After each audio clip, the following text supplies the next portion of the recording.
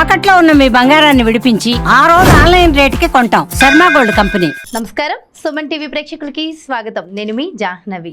మంచి వీడియోస్ మనకు అందించడం కోసం మరి మనతో ఉన్నారు ఆధ్యాత్మికవేత్త నిట్టెల కిరణ్మయి గారు. మరి మాట్లాడేద్దామా? నమస్తే అమ్మా. నమస్కారం జాహ్నవి. అమ్మ, మరి సౌందర్య లహరి ఆ రోజు ఏ రోజైతే అనౌన్స్ చేసామో అప్పటి నుంచి ఇప్పటి వరకు అందరం వెయిటింగ్ అమ్మా.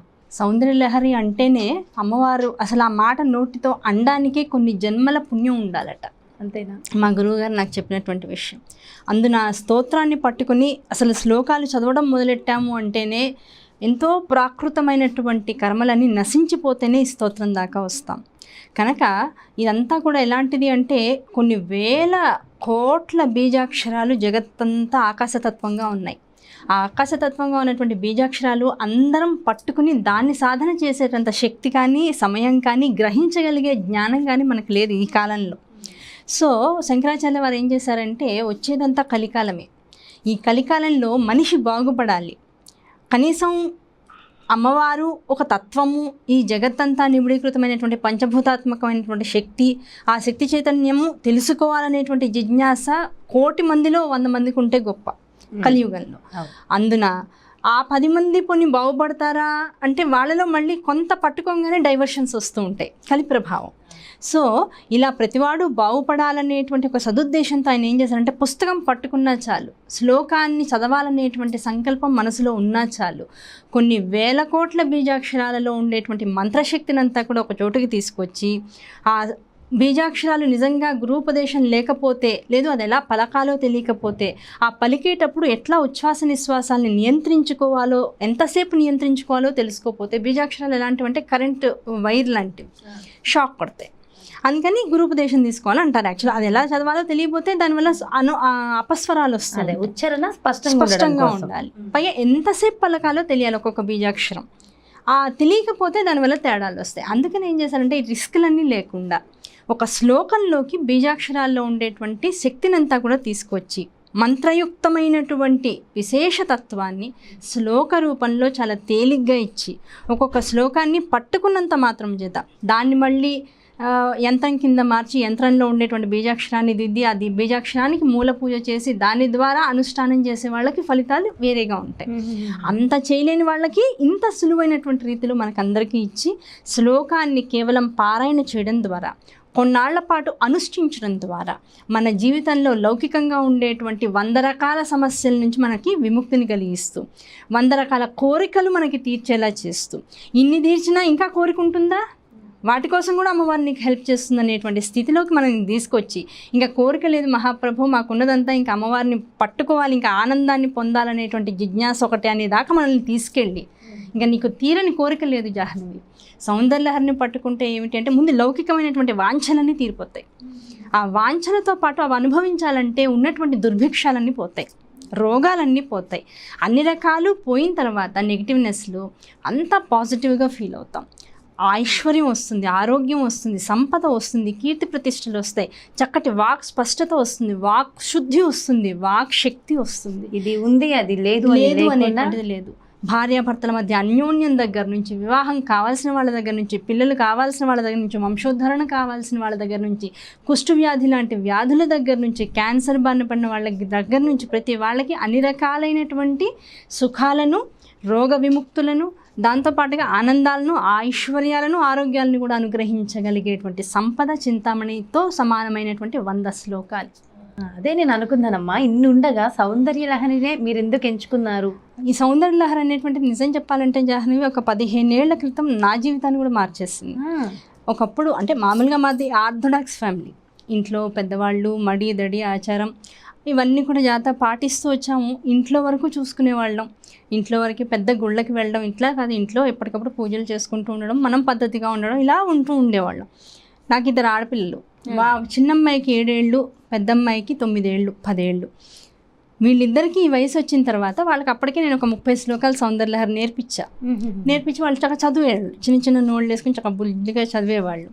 చదువుతూ ఉండేవాళ్ళం. రోజు నాకు ఒక అలవాటు ఏంటంటే పౌర్ణమి, ఎవ్రీ మంత్ పౌర్ణమి వస్తుంది కదా, ఆ పౌర్ణమి పూట మా అపార్ట్మెంట్ పైకి వెళ్ళిపోయి చంద్రుడికి ఏదో ఒక నైవేద్యం చేసి నివేదనగా పెట్టి ఈ సౌందర్యలహరి పిల్లలతో 30 శ్లోకాలు చదివించి ముగ్గురం మళ్ళీ కిందకు వచ్చేసేవాళ్ళం. అలా కొన్ని సంవత్సరాలు అలా పౌర్ణమి చేయిస్తూ పిల్లలతో అలవాటు చేశాను. చిన్నప్పటి నుంచి ఈ 7-9-10 ఇయర్స్ ఉండగా ఏమైందంటే ఒకరోజు ఒక పౌర్ణమికి పైకి వెళ్ళలేకపోయాం. మేము వెళ్దాం అనుకునే టైంకి ఇంటికి ఎవరో గెస్ట్లు వచ్చారు. పౌర్ణమి పూజ చేయడానికి వాళ్ళని వదిలి పైకి వెళ్ళలేం కదా, బాగుండదు కదా. వాళ్ళని చూసుకుని వాళ్ళకి కావాల్సినవి చేసి వాళ్ళు మాట్లాడి వాళ్ళు వెళ్ళేటప్పటికి 9:30 అయిపోయి. ఇంకా అప్పుడు పిల్లలు అప్పటికే నిద్రలు, చిన్న పిల్లలు వాళ్ళిద్దరు నిద్రలకు వచ్చేస్తున్నారు. మా ఆయన అన్నారు ఇంకా పైన వదిలే ఇక్కడ అమ్మవారికి నమస్కారం చేసేసుకోండి, నైవేద్యం పెట్టేసి అందరికీ టిఫిన్ పెట్టేసి అన్నారు. సరే బాబా ఆ నైవేద్యం పెట్టి అమ్మవారి ముందు శ్లోకాలు, చంద్రుడి ముందు చదివే శ్లోకాలు వాళ్ళ అమ్మవారి ముందు చదువుదామని ఏదైతే రెడీ అయ్యామో, నమ్మవు అమ్మవారి అనుగ్రహం అంటే ఇలాగే ఉంటుందేమో, అసలు అమ్మవారి అనుగ్రహమే ఇదేమో అన్నట్లుగా నేనంటే పోనీ ఎక్కడన్నా స్వరం విని, ఎక్కడన్నా ఎవరైనా పాడుతుంటే విని బ్రెయిన్లో పెట్టుకుని దాన్ని మళ్ళీ రీకలెక్ట్ చేసుకోగలిగే శక్తి ఉన్న దాన్నిగా ఏమైనా పట్టుండొచ్చు. 7 ఏళ్ల పిల్లకి 10 ఏళ్ల పిల్లకి ఏమొస్తుంది? అసలు నాకు సంగీతం రాదు, నా పిల్లలకి అంతకన్నా నేను నేర్పించలేదు. అలాంటిది ఆ రోజు మేము పాడినటువంటి 30 శ్లోకాలు అప్పటిదాకా శ్లోక రూపంలో చదివేవాళ్ళం. ఆ రోజు ముగ్గురం ఒకే స్వరంలో ఎత్తాం. ఎలా పాడామో 30 శ్లోకాలు మొత్తం అదే స్వరంతో పాడేసాం, ఆపేసాం, హారతి ఇచ్చేసాం. ఇంట్లో వాళ్ళు, మా పక్కన వాళ్ళు వీళ్ళందరికీ బాగా వినపడుతూ ఉంటుంది కనుక వచ్చేసారు. ఏంటి ఈ శ్లోకం, ఈ రాగం ఎక్కడ నేర్చుకున్నారు మీరు? మాకు తెలీదు. నేను పాడానంటే దానికి ఒక అర్థం పర్థం ఉంటుంది, దానికి నేను ఏదో ఒక రీజన్ చెప్పచ్చు. నేను చెప్పిన ఎవరు నమ్మరు. అప్పటికప్పుడు నేను పాడాను నాకు వచ్చింది అంటే నమ్మకపోవచ్చు. 7 ఏళ్ళు 10 ఏళ్ల పిల్లలు పాడారు, అసలు వాళ్ళు పాడారంటుంటేనే నాకు అది కూడా సుస్వరంగా, ముగ్గురం ఒకటే రాగం, అమ్మవారే వచ్చి ముగ్గురం ఒకటే రాగం, ఒకటో శ్లోకం నుంచి 30వ శ్లోకం దాకా అదే రాగంతో పాడి ఆపేసాం. మాకే ఆశ్చర్యం వేసింది. ఒకళ్ళు మమ్మీ ఎప్పుడు నేర్చుకున్నావు ఇది? నా పిల్లలు నన్ను అడిగారు. ఏమోలే నాన్న వచ్చింది, బాగుంది కదా అసలు. ఆ రోజుల్లో ఇంకా ఈ సెల్ ఫోన్లు, ఇంత రికార్డింగ్ వెంటనే చేసుకోవడాలు ఇవన్నీ లేవు. అసలు మా ఇంట్లో ఫోనే ఉండేది కాదు అప్పటికి. మీరు ఇప్పటికే ఫోన్ సరిగా వాడరు అసలు. సో రికార్డింగ్ ఆప్షన్ లేదు. 2 రోజులు ఏక స్వరం మర్చిపోయా, నేర్చుకున్నది కాదు కదా, స్వరం మర్చిపోయా. ఇంకా మళ్ళీ అమ్మవారి కోసం తపన పడి, అమ్మ ఈ స్వరం ఇచ్చావు, ఈ రాగం ఇచ్చావు తల్లి, నాకు మళ్ళీ అనుగ్రహించు, ఎంత చక్కగా ఉందో, మనసాగా ఆనందంగా ఉందని అమ్మవారిని పాదాలు పట్టుకుని ఏడ్చినంత పని చేస్తే నిద్రలో అమ్మవారు మళ్ళీ అదే రాగంతో నేను నా పిల్లలు పాడుతున్నట్లుగా నాకు నిద్రలో కలలాగా వచ్చింది. వెంటనే లేచి, ఇదివరకు ఏముండేవంటే టేప్ రికార్డర్స్ ఉండేవి, అందులో క్యాసెట్లు, ప్లే అండ్ రికార్డ్ బటన్ నొక్కగానే అందులోకి రికార్డ్ అయిపోయేది. వెంటనే ఒక క్యాసెట్ తీసుకుని ఇంకా అర్ధరాత్రి 2:30కి స్వరం గుర్తొచ్చింది కదా, ఇంకంతే వెంటనే ముందు టేప్ రికార్డర్లో క్యాసెట్ పెట్టేసి గబాబా ఆన్ చేసి నాకు గుర్తొచ్చిన స్వరాన్ని యాజ్ ఇట్ ఈస్గా శ్లోక రూపంలో పాడి ముందు రికార్డ్ చేసి పెట్టుకున్నాను. మళ్ళీ మర్చిపోతానేమని భయం, ఎందుకంటే నాకు దాని మీద పట్టు లేదు, నాకు సంగీతం రాదు. వెంటనే రికార్డ్ చేశాను. ఇంకా అప్పటి నుంచి ఇంకా అదే రికార్డ్ విని ఇంకా బాగా మనసుకు పట్టించుకున్నాను అనమాట. అట్లా మొత్తం 100 శ్లోకాలు అమ్మవారి అనుగ్రహంగా ఒకటే రాగం అవ్వచ్చు కాక, కానీ ఒక్కొక్క శ్లోకాన్ని నిజంగా పాడుతుంటే మనసు పడేటువంటి తృప్తి. ఆ తర్వాత జీవితాల్లోకి మేమేమో పెద్ద ఐశ్వర్యవంతులం అయ్యామని చెప్పను, దేనికి లోటు లేదు, ఆనందకరమైన జీవితం. ఐశ్వర్యం డబ్బు ఉండడం కాదు, అదే కదమ్మా. పైగా అన్నింటికన్నా ముఖ్యమైన విషయం ఏంటంటే ఆధ్యాత్మిక సంపద అనేది అమ్మవారి అనుగ్రహం వల్ల జీవితాల్లోకి ఎంత వచ్చిందంటే అంత ఆనందకరమైనటువంటి ఆధ్యాత్మిక జీవితాన్ని, లౌకికమైనటువంటి సుఖాపేక్ష లేకుండా ఉన్న సుఖాన్ని యథాతథంగా అనుభవిస్తూ మేమందరం ఆనందంగా ఉన్నాం. అది పిల్లలకు కూడా అవ్వడం అనేటువంటిది నిజంగా నేను చేసుకునేటువంటి పుణ్యం, వాళ్ళ అదృష్టం. అది మా పెద్దవాళ్ళు మాకు ఇచ్చినటువంటి అనుగ్రహం, అమ్మవారి యొక్క కరుణ. ఇలాంటి తల్లిదండ్రులు ఉండడం కూడా వాళ్ళ అదృష్టం, ఎందుకంటే అది నేర్పించడం, చిన్నప్పటి నుంచి శ్లోకాలు నేర్పించడం ఎంతమంది చేస్తున్నారమ్మా. అది చాలా ఆనందకరంగా అనిపించింది. అలా పిల్లలు కూడా అదే మార్గంలో ఉండడం, నేను అందులో ఇంకా అమ్మవారు ఉన్న చోటు ఉంచడం వల్ల ఇంకా తర్వాత నుంచి అది అసలు బయటికి వెళ్ళడం అలవాటు లేని దాన్ని. 2013 డిసెంబర్లో మా ఇంటి మోతీనగర్ దగ్గర సాయిబాబా గుడి కట్టారని ఎవరో చెప్పారు. ఏమంటే మీరు ఎప్పుడు ఇంట్లో నేను హారతులు ఇస్తూ ఉండేదాన్ని, అదో అలవాటు. మేము అసలు షిరిడి అప్పటిదాకా వెళ్ళలేదు, మాకు షిరిడి తెలియదు. ఊరు దాటి ఇల్లు దాటి వీలైనంతవరకు బయటకు వెళ్ళేవాళ్ళం కాదనమాట, అలాంటి అలవాట్లు ఉన్నవాళ్ళు. సో ఎవరో మీరు రోజు 4 పూట్ల హారతి ఇస్తారండి, ఇక్కడే సెంటర్లో ఏదో గుడి కట్టారు, ఒకసారి వెళ్ళండి మీకు నచ్చుతుందేమో అన్నారు. సరే ఒకసారి నమస్కారం చేసుకుందామని జనవరి 1 రోజున బయటకు వెళ్ళా. డిసెంబర్ 31వ తారీఖు సాయంకాలం వెళ్ళి ఆ స్వామిని చూసా. అక్కడ ఇంకా మిగతా గుళ్ళు ఉన్నాయి, శివుడు అమ్మవారు, అందరినీ నమస్కారం చేసుకున్నా, మూలగా కూర్చున్నా. అక్కడ ఒక గ్రూప్ అంతా కూర్చుని ఆడవాళ్ళు ఈ సౌందర్యలహరి పారాయణ చేస్తూ నాకు నోటికి వచ్చు కనుక నేను కూడా వాళ్ళు చదువుతుంటే వాళ్ళ రాగం వేరు కానీ నేను కూడా వాళ్ళతో పాటు చదువుతున్నా. అందులో పెద్ద ఆవిడ వచ్చి నాతో పాటు, అమ్మ మీకు మేము రాగంలో పాడుతున్నాం కదా, మీకు రాగం కూడా నాకు కావాలి అనుకుంటే కనుక మేము నేర్పిస్తాం, మా సమూహంలో మీరు చేరచ్చు, రోజు ఈ టైం నుంచి ఈ టైం దాకా మేము గుళ్ళో చేరతాం అంటే నేను అన్నాను, అమ్మ మీ రాగం కూడా బాగుంది, నాది రాగం ఇలా ఉండదు తల్లి, నాది డిఫరెంట్గా ఉంటుందని నేను చెప్పాను. అయితే మీది ఒకసారి పాడి వినిపించండి, ఎందుకంటే సౌందర్యలహరి ఎన్ని రకాలుగా విన్నా బాగుంటుంది కనుక మీది ఎలా ఉంటుందో మేము కూడా చూస్తాము అని. అది మొదటిసారి అయ్యవారి గుళ్ళో కూర్చొని సౌందర్యలహరి సరే 2 శ్లోకాలు పాడండి అన్నారు. 2 శ్లోకాలు పాడాను. ఇంకొక 4 శ్లోకాలు పాడండి అమ్మా అన్నారు. ఇంకో 4 శ్లోకాలు పాడా. మొత్తం 15 శ్లోకాలు పాడించారు.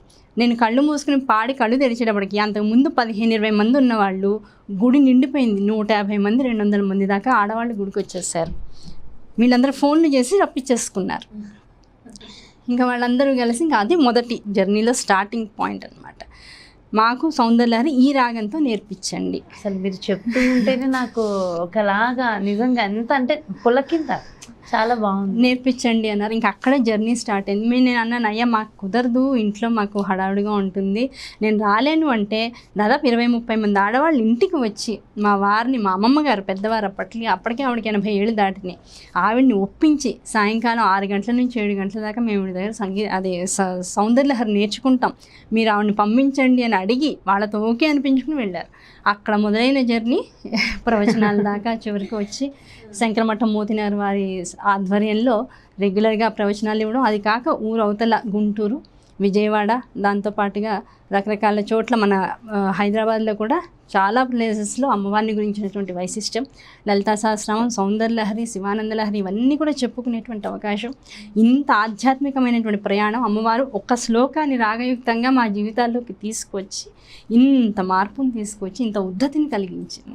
ఈరోజు మీరు చెప్పే ఒక్కొక్క రెమెడీ కానీ ఒక్కొక్క వీడియో కానీ ప్రతిదీ జనాలకు ఎంత కనెక్ట్ అవుతుందంటే అమ్మ నిజంగా మీకోసం మీ అపాయింట్మెంట్ కావాలని నాకు ఎందరో ఫోన్స్ చేస్తున్నారు. అదంతా కూడా అమ్మవారి అనుగ్రహం తల్లి, అంతే. ఒక్కసారి మాట్లాడతానమ్మా, ఒక్కసారి నేను మాట్లాడించండి అమ్మా సరిపోతుంది అని అడుగుతున్నారు. కనుక అమ్మవారి అనుగ్రహం. ఇప్పుడు రెమెడీస్ అనుకున్నాం, ఆ రెమెడీస్ నిజంగా కావాలి, జీవితంలో బాగుపడాలి, దానికోసం ఎక్కువ ఆర్థికపరమైనటువంటి ఇబ్బందులు ఎదుర్కొంటూ బాగుపడాలనుకునే కన్నా అమ్మవారిని పాదాలని పట్టుకుని బాగుపడే వాళ్ళు అనుకున్నటువంటి వాళ్ళందరికీ కూడా 100 శ్లోకాలు 100 రకాలైనటువంటి అద్భుతమైనటువంటి రెమెడీస్. ఇది కేవలం స్వలాభాపేక్ష కోసం మాత్రమే కాకుండా మనం వృద్ధి చెందుతూ మనతో పాటు సమాజం బాగుండాలి, దేశం బాగుండాలనేటువంటి చక్కటి ఆలోచన మనసులో పెట్టుకుని ఎవరైతే సౌందర్యలహరిని పట్టుకుంటారో అమ్మవారి అనుగ్రహంతో మనం బాగుంటాం, మనతో పాటు అందరూ బాగుంటారు. ఆ అందరూ బాగున్నటువంటి దానిలోంచి అమ్మవారు అందమైనటువంటి మణిద్వీపంలో దర్శనమిస్తుంది. అటువంటి స్థితి ప్రతి వాళ్ళకి రావాలని మనస్ఫూర్తిగా కోరుకుంటున్నాను. చాలా చాలా చాలా సంతోషం అమ్మ. నిజంగా ఈ కార్యక్రమం మొదలు పెట్టడం నాకు కూడా చాలా ఆనందంగా ఉంది.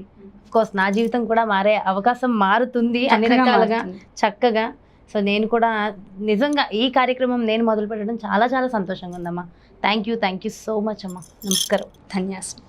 సో చూసారు కదండి, మరి సౌందర్యలహరి ఎంత గొప్పది, ఒక్కొక్క మనిషి జీవితాన్ని ఎంతలా మార్చేస్తుంది, ఎలా మార్చేసింది కిరణ్ భాయ్ గారి జీవితాన్ని. అసలు ఇప్పుడు నెక్స్ట్ రాబోయే ప్రతి వీడియో మన జీవితాలని ఖచ్చితంగా మార్చేస్తుంది. కేవలం నమ్మకం ప్రధానం. మంచిగా ఆలోచించండి, మంచి వైపు నడవండి, మంచిగానే ఉందాం, సౌందర్యలహరి విందాం. సో అన్ని వీడియోస్ మనం ఇక మీదట 100 వీడియోలు కూడా సౌందర్యలహరి మీద ఖచ్చితంగా రాబోతున్నాయి. సో వినడానికి మీరందరూ కూడా సిద్ధంగా ఉండండి. నెక్స్ట్ వీడియోతో మళ్ళీ మీ ముందుకు వచ్చేస్తాను. అంతవరకు సెలవు. నమస్కారం.